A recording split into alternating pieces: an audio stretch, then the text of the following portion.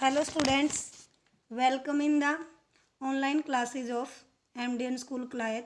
As you know, we are on third lesson of history of 10th class. कल हमने अभ्यास के question करे थे थर्ड लेसन के। आज हम थर्ड लेसन के चर्चा करो के क्वेश्चन आंसर पढ़ेंगे। 1921 में आंदोलन में शामिल होने वाली सभी सामाजिक समूहों की सूची बनाइए। इसके बाद उनकी आशाओं के बारे में लिखते हुए आंदोलन में शामिल हुए। आइए 1921 के असहयोग आंदोलन में शामिल होने वाली विभिन्न सामाजिक समूह शहरी मध्य वर्ग थे, जिनमें मध्य वर्ग में कौन कौन आते हैं? वकील, शिक्षक, प्रधानाध्यापक, छात्र, किसान, आदिवासी और श्रमिक। ये सभी किसमें? मध्य वर्ग में आते हैं। किसान, आदिवासी और श्रमिक देहात मतलब गांव के क्षेत्र से आंदोलन में शामिल हुए। उन्होंने आत्म मुक्ति की आशाओं के साथ ऐसा किया। किसानों ने तालुकदारों और जमींदारों, तालुकदार जो सेठ महाजन होते हैं, जो जमींदार जो अमीर होते हैं, जिनके पास ज़मीन ज़्यादा होती है, उन जमींदारों के खिलाफ विद्रोह किया, जिन्होंने ऊंच किराए की मांग की थी। मतलब अपने ज़मीन को पट्टे पर ठेके पर देने के लिए ज़्यादा किराए की मांग की। उन्हें भिखारी या मुक्त श्रम करने के लिए भी मजबूर किया गया। और जनजातीय किसानों ने ब्रिटिश सरकार द्वारा बड़े वन पथों के बाड़े के खिलाफ विद्रोह किया।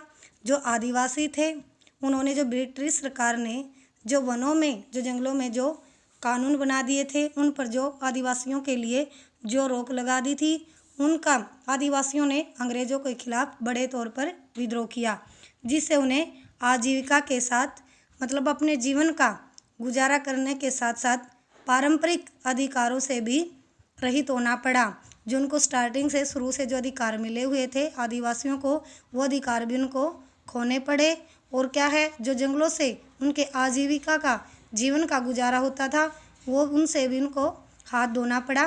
दूसरी ओर वृक्षारोपण श्रमिकों ने उन गांव के साथ संबंध बनाने और उनके साथ संबंध बनाए रखने की स्वतंत्रता की इच्छा की। जो वृक्ष लगाते थे मजदूर, ठीक है, उन्होंने क्या है, इन तीनों को मानना था कि गांधी राज असहयोग आंदोलन के साथ आ जाएगा और इससे उनके दुखों का अंत होगा। इसलिए वे उपनिवेश विरोधी संघर्ष में शामिल हो गए। उपनिवेश संघर्ष मतलब अंग्रेजों के खिलाफ जो असहयोग आंदोलन शुरू किया था, वो सभी इसमें शामिल हो गए। उनको लगता था अब गांधी राज आएगा, अब हमें जो उपनिवेशों से जो उनके साथ उनका शोषण होता था, अब उनसे हमें मुक्ति मिलेगी। इसलिए वो असहयोग आंदोलन में शामिल हो गए। आइए हम दूसरा क्वेश्चन करते हैं। दूसरा क्वेश्चन है हमारा, नमक यात्रा की चर्चा करते हुए स्पष्ट करें कि यह उपनिवेशवाद के खिलाफ प्रतिरोध का एक असरदार प्रतीक था। मतलब क्या था, जो नमक यात्रा करके जो नमक कानून भंग किया था, वो एक महत्वपूर्ण प्रतीक था। किसकी तरफ? स्वराज की तरफ, स्वतंत्रता की तरफ। नमक मार्च उपनिवेशवाद के खिलाफ प्रतिरोध का एक प्रभावी प्रतीक था, क्योंकि यह अमीर और गरीबों द्वारा इस्तेमाल किए जाने वाला एक कमोडिटी नमक के खिलाफ विद्रोह किया गया था। क्या है भाई, नमक सबके लिए क्या है, ज़रूरत थी। चाहे कोई अमीर है, गरीब है, सभी क्या है, नमक का यूज़ करते हैं। और नमक पर कर और इसके उत्पादन पर सरकार का एकाधिकार एक गंभीर दमनकारी प्रशासनिक कदम था, क्योंकि नमक सबके लिए महत्वपूर्ण है और सरकार का उस पर अधिकार होना और जो प्रशासनिक है उसको दमनकारी बनाने के लिए एक महत्वपूर्ण कदम था।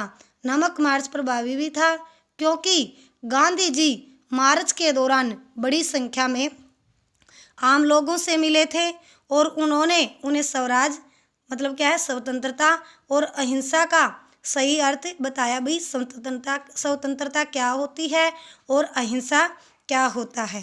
अहिंसा क्या है? शांतिपूर्वक विद्रोह करना। और शांतिपूर्वक एक कानून को को बताते हुए सरकारी आदेशों के खिलाफ नमक बनाते हुए गांधी जी ने पूरे देश के लिए एक उदाहरण पेश किया कि कैसे अत्याचारी का अहिंसात्मक तरीके से सामना किया जा सकता है, मतलब कि शांतिपूर्ण उसको कैसे ख़त्म किया जा सकता है। इसने 1930 में सविनय अवज्ञा आंदोलन का भी नेतृत्व किया। किसने? गांधी जी ने। और इसमें क्या है, महत्वपूर्ण योगदान किसका रहा? जो जनता ने जो नमक कर के लिए जो दांडी यात्रा से शुरुआत की गई थी, जो नमक कर को भंग किया गया था, और यह भी आंदोलन में एक महत्वपूर्ण भूमिका निभाता है।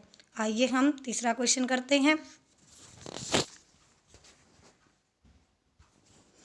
कल्पना कीजिए कि आप सिविल नाफरमानी आंदोलन में हिस्सा लेने वाली महिला हैं। बताइए कि इन अनुभवों का आपके जीवन में क्या अर्थ होता है। गांधी जी ने सविनय अवज्ञा आंदोलन में बड़ी संख्याओं में महिलाओं ने भाग लिया था। किसमें? सविनय अवज्ञा आंदोलन में। इस आंदोलन में भाग लेने के लिए वहाँ से हजारों महिलाएं घरों से निकली थी और उन्होंने जो मार्च में हिस्सा लिया था। मार्च में कब? जब गांधी जी ने दांडी की यात्रा शुरू की थी। किसके लिए? नमक कर को भंग करने के लिए। नमक निर्मित किया, नमक बनाया और विदेशी कपड़ों और शराब की दुकानों की चोरी में भाग लिया एवं विदेशी वस्तुओं का बहिष्कार किया। कईयों को जेल में डाल दिया गया। भारत में एक महिला ने राष्ट्र को उनके पवित्र कर्तव्य के रूप में देखना शुरू कर दिया, जैसे भारत माता को। आइए हम फोर्थ क्वेश्चन पढ़ते हैं। फोर्थ क्वेश्चन क्या है? राजनीतिक नेता पृथक निर्वाचक के सवाल पर क्यों बटे हुए थे? पृथक क्या होता है भाई? अलग निर्वाचन करना। राय में मतभेद के कारण अलग अलग मतदाताओं के सवाल पर राजनीतिक नेताओं में तेजी से मतभेद थे। मतलब क्या है?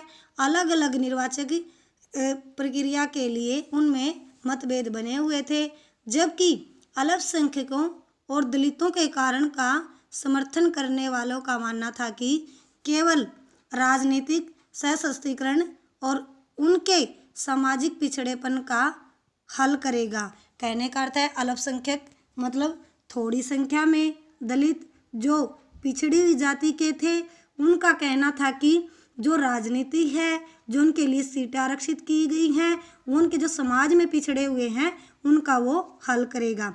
गांधी जी जैसे अन्य लोगों ने सोचा कि अलग अलग मतदाता समाज में उनके एकीकरण की प्रक्रिया को धीमा कर देंगे। मतलब जो अलग अलग निर्वाचन प्रक्रिया में बंटना चाहते थे और गांधी जी ऐसा सोच रहे थे। ये अलग अलग बंटने के कारण क्या है, जो उन्होंने स्वतंत्रता के प्रति लड़ाई छेड़ी है उसमें क्या है, जो जनता का एकीकरण चाहते हैं वो क्या है, स्वतंत्रता की लड़ाई में धीमा पड़ जाएगा। इसके अलावा यह आशंका थी कि अलग निर्वाचक प्रणाली धीरे धीरे देश को कई टुकड़ों में विभाजित कर देगी, बांट देगी, क्योंकि प्रत्येक समुदाय या वर्ग तब अलग अलग प्रतिनिधित्व मांगेंगे, मतलब अपनी अलग अलग निर्वाचन प्रक्रियाएं मांगेंगे। Thank you students. आइए हमारे क्या है, जो थर्ड लेसन है यही कंप्लीट होता है। और क्या है, जो मैंने ये क्वेश्चन आंसर करवाए हैं ये कॉपी पर राइट करोगे और लर्न करोगे। Thank you students. घर पर रहें, सुरक्षित रहें।